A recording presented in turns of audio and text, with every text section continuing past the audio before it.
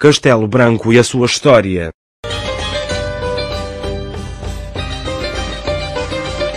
Não é clara a história da fundação de Castelo Branco, e proliferam versões e lendas acerca da sua origem.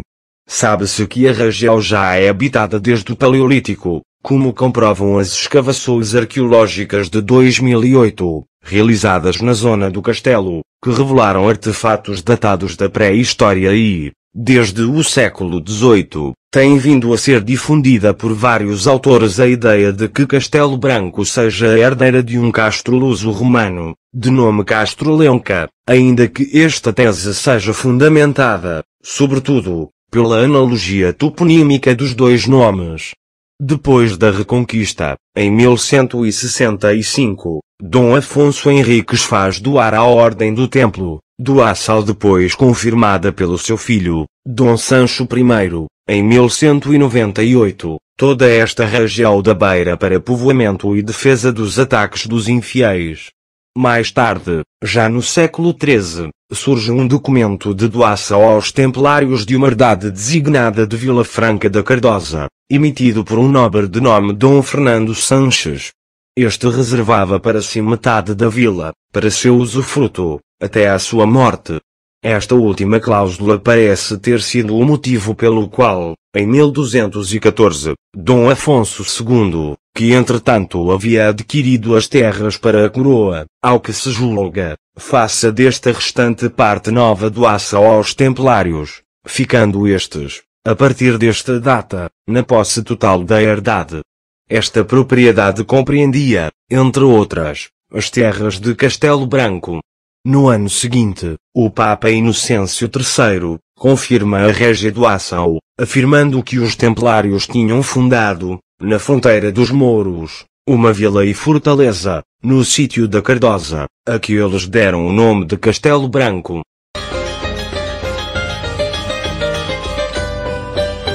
Era ainda pequenino, acabado de nascer.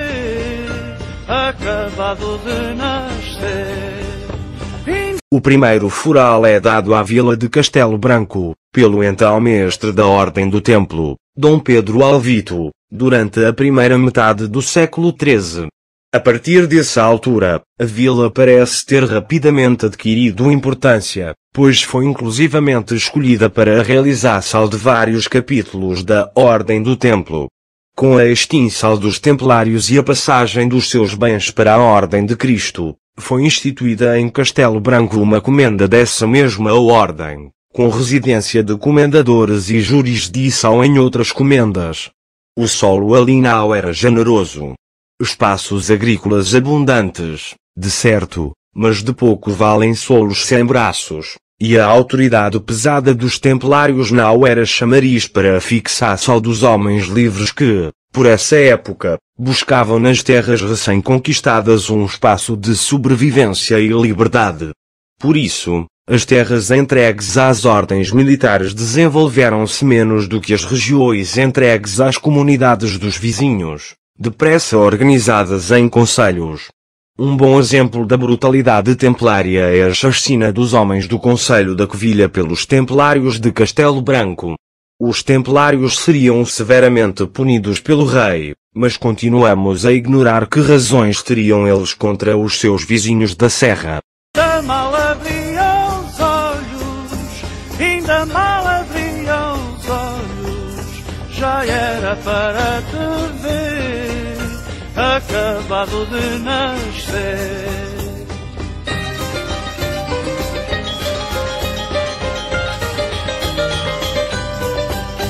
No decurso do século XIII, Castelo Branco, cuja vida até então se desenrolava intramuros, vai ter um considerável desenvolvimento.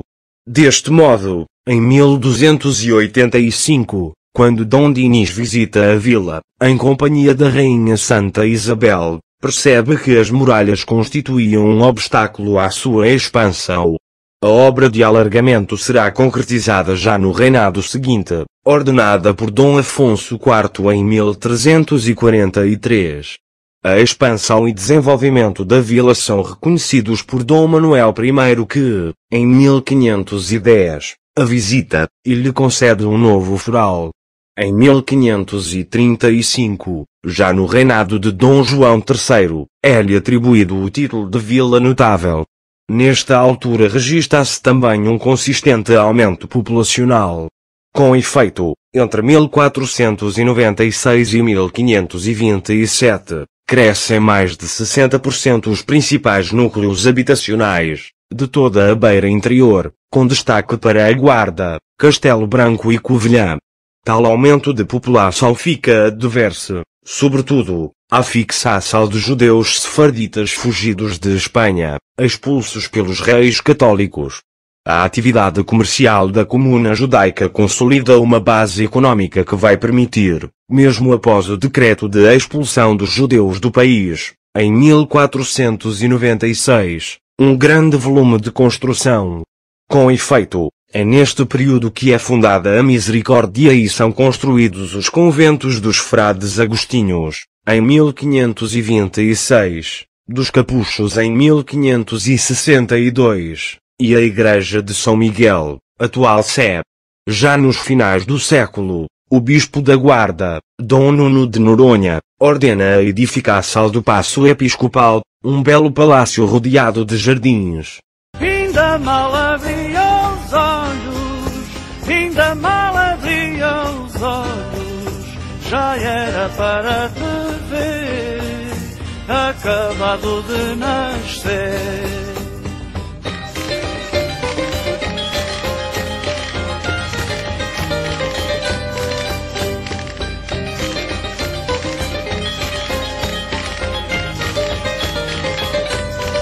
A 15 de abril de 1771, durante o ministério do Marquês de Pombal, Dom José elevou a vila à categoria de cidade e, com autorização do Papa Clemente XIV, criou a Diocese de Castelo Branco.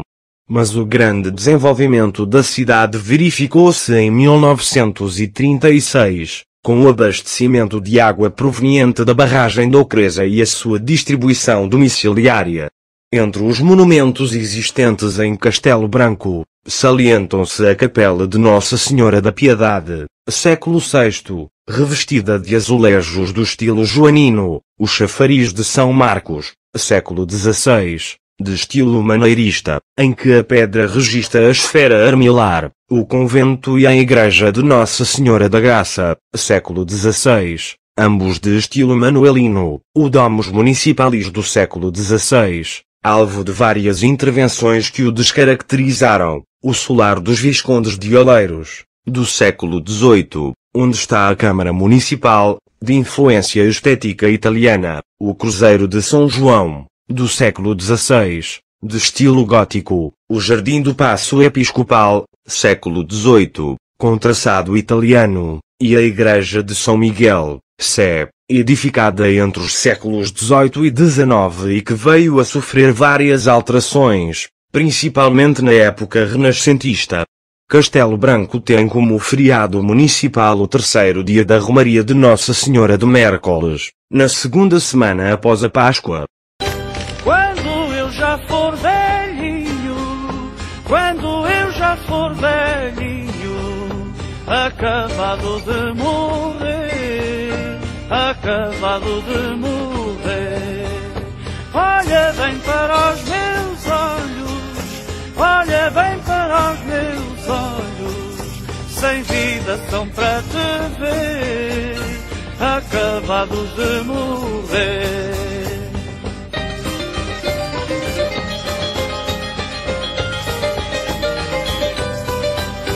Olha bem para os meus olhos, olha bem para os meus olhos, sem vida são para te ver. Os solos férteis da Cova da Beira e da Bacia do Zézer produzem cereais, frutos, legumes e azeite. Cria-se gado bovino, ovino e caprino. O distrito possui pinhais, eucaliptais, sobreirais e vinhas, e estão bem desenvolvidas as indústrias de lanifícios, celulose e madeira. O subsolo é rico em wolframio, estanho e urânio. Há águas termais em Unhais da Serra, em Monfortinho e na Sertã. No seu artesanato típico, encontram-se as colchas de linho bordadas a linha de seda, com motivos seculares, as calçadas de pedra em basalto e calcário, os adufes, as rocas, os painéis de bordados, as mantas de trapos e as colchas de bilros. O turismo é uma atividade em crescimento, face às condições físicas do distrito. Estão em expansão a prática de desportos radicais e de desportos ligados à neve, à caça e à pesca. Castelo Branco e a Covilhã, sede da Universidade da Beira Interior, são importantes centros de ensino universitário, o que contribui para o desenvolvimento da região. Acabados de morrer.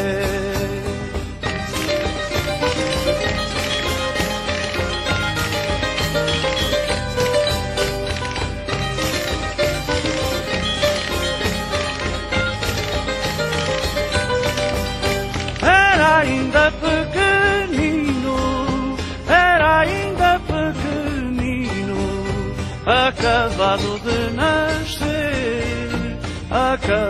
de nascer, ainda mal abria os olhos.